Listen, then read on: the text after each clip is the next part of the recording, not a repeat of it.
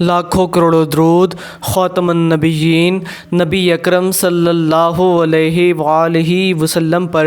اور اہل بیت پر۔ خوابوں کی تعبیر کے ایک نئے ایپیسوڈ کے ساتھ حیات اسلام کے تمام ناظرین کو السلام علیکم ورحمۃ اللہ وبرکاتہ۔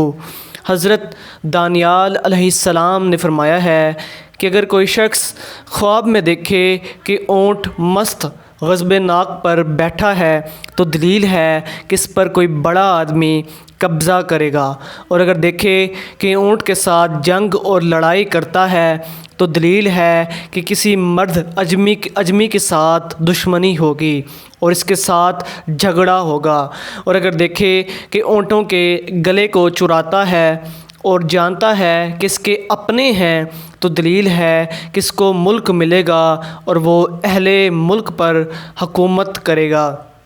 اور اگر خواب میں دیکھے کہ اونٹنی کا دودھ دوہتا ہے تو دلیل ہے کہ بادشاہ سے اسی قدر مال و دولت پائے گا، اور اگر دیکھے کہ دودھ کی بجائے اونٹنی کے پستانوں سے خون نکلا ہے تو دلیل ہے کہ اس کو حرام مال ملے گا،